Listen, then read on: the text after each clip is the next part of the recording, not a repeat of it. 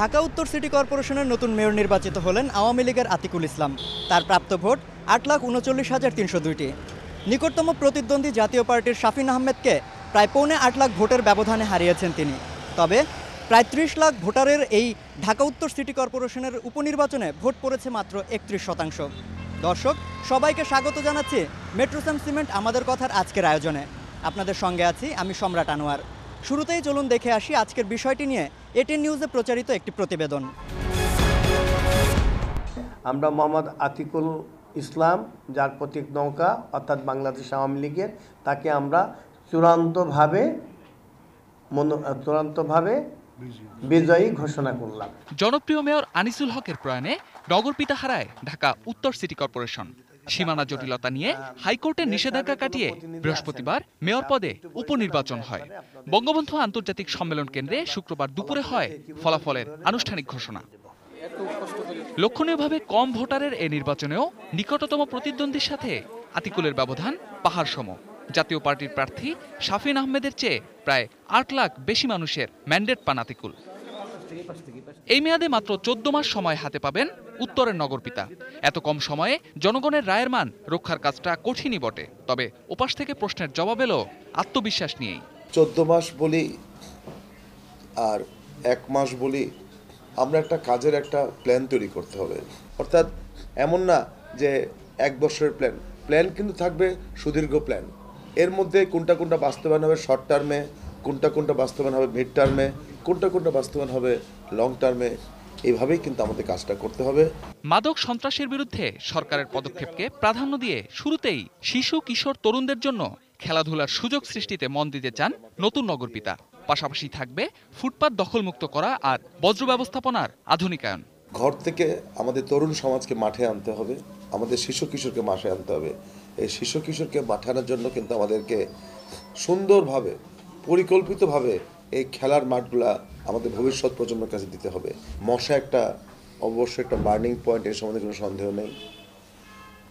অপরিষ্কার ঢাকা, যেটা একটু সুস্থ ঢাকা করতে গেলে কিন্তু আমাদেরকে ময়লা যেখানে ফেলার জায়গা, ময়লা বর্জ্য ব্যবস্থাপনা যেটা আছে, এটাকে নিয়ে কিন্তু আমাদের চিন্তা ভাবনা করার সময় আসছে যে কালেকটিভ ওয়েতে কীভাবে আমরা এই ময়লাটাকে পরিষ্কার করতে পারি।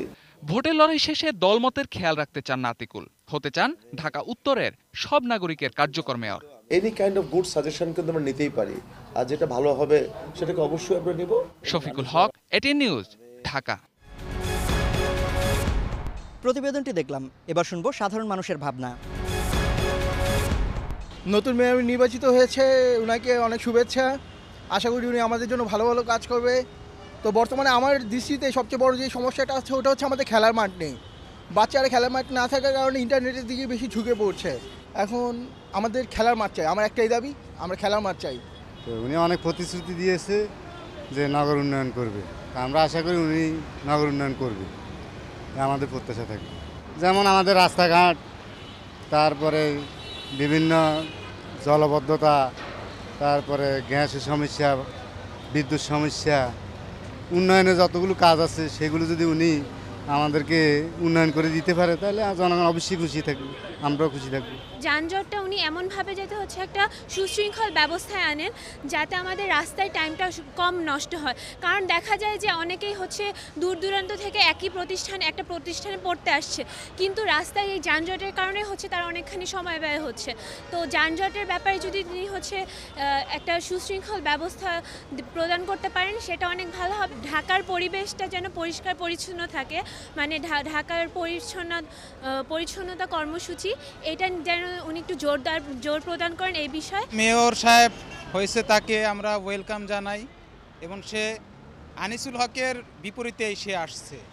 এবং আনিসুল হক যেই কাজগুলো তার যে প্ল্যানিং ছিল, সে প্ল্যানিংগুলো অসমাপ্ত যে প্ল্যানিংগুলো সে করতে পারে নাই, সে প্ল্যানিংগুলো যেন সে যেন ফুলফিল করে। এবং আমি থাকি হলো রামপুরা মহানগর প্রজেক্টে, এবং এখানে রাস্তাঘাটের অবস্থা খুবই বাজে। তা আমি চাই অ্যাজ এ মেয়র হিসাবে, নগরের পিতা হিসাবে, সে জানি রাস্তাঘাটের উন্নয়নের দিকটা খেয়াল রাখে এবং জনগণ সেবা পায়। আপনারা জানেন যে আমাদের ঢাকা শহরে গণপরিবহন ব্যবস্থা একটা অরাজকতা পরিস্থিতি বিরাজ করে। এখানে কোনো ডিসিপ্লিন নেই। আমাদের পূর্বের মেয়রের মতো একটি যুগান্তকারী পদক্ষেপ নিয়ে গণপরিবহন ব্যবস্থা একটি ডিসিপ্লিন আনার ব্যবস্থা করবেন। এবং আমরা দেখি হর হামেশা বৃষ্টি হলেই জলাবদ্ধতা তৈরি হয় এবং যেখানে সেখানে ডাস্টবিনগুলো রাখা হয়, যার ফলে দুর্গন্ধ ছড়ায়। আশা করি এই সমস্যাগুলো সমাধানে উনি কার্যকর পদক্ষেপ গ্রহণ করবেন। ঢাকাটাকে সুন্দরভাবে তৈরি করার জন্য, যে ঢাকা সুন্দর একটা পরিবেশ তৈরি হয় যানজট নিরসনের জন্য, এবং ড্রেন এবং রাস্তাঘাট যে প্রত্যেকটা ড্রেন এমনভাবে হয় যে বর্জ্য আবর্জনা সুন্দরভাবে পরিষ্কার থাকে। নির্বাচনের আগে যে সব প্রতিশ্রুতি দিচ্ছেন উনি নিশ্চয়ই পর্যায়ক্রমে কার্যকরী করার চেষ্টা করবেন।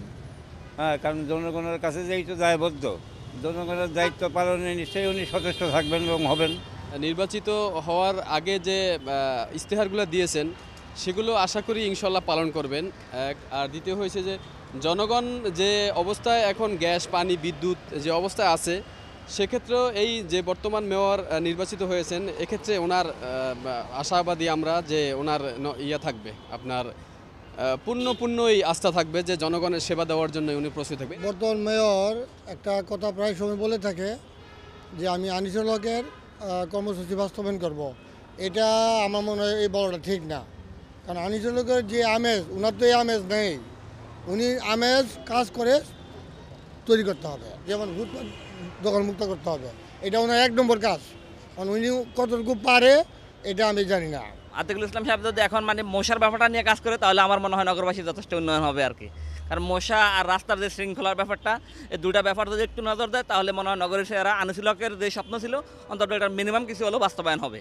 আনিসুল হক যে কাজগুলো করছে সেগুলো অসমাপ্ত কাজগুলো সমাপ্ত করার জন্য, এবং ওনার নতুন যে প্ল্যান, এই প্ল্যান অনুযায়ী বাংলাদেশকে আরও ডেভেলপ করবে।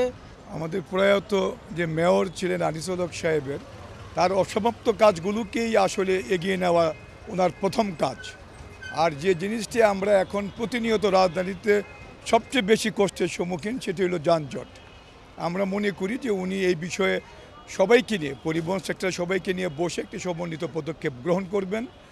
আর একটি বিষয় হলো, আমি সবচেয়ে যে বিষয়টি, যারা আমরা প্রতিনিয়ত সকাল থেকে বের হই, বাসের ভাড়া নিয়ে প্রায়ই ঝগড়া হচ্ছে গাড়িগুলোতে। স্টপেজগুলো ফিক্স আপ করা দরকার।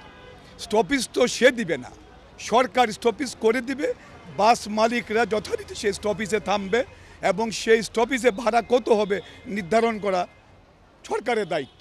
আমরা মনে করি যে এটি শুধুমাত্র সদিচ্ছার অভাবের কারণে জনগণ প্রতিনিয়ত ভুগছে, কারণ তারা সিটিং সার্ভিসের নামে অতিরিক্ত ভাড়া নিচ্ছে, কিন্তু যাত্রী ঠিকই নিয়ে যাচ্ছে দাঁড় করায়।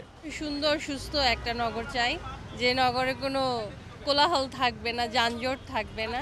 প্রত্যেকেই প্রতিশ্রুতি দেয়, কিন্তু প্রতিশ্রুতির পরে কি হয় সেটা বলা যায় না। এজন্য তাদের প্রতিশ্রুতি যেটা দিয়েছে তারা যেন সেটা পালন করে, সেটাই চাবো। দর্শক, এই ছিল আমাদের কথার আজকের আয়োজনে। আজকের মতো বিদায় নিচ্ছি। দেখা হবে আগামী কোনো পর্বে নতুন কোনো বিষয় নিয়ে। ততক্ষণ পর্যন্ত সবাই ভালো থাকুন, সুস্থ থাকুন। থাকুন এটিএন নিউজের সঙ্গে।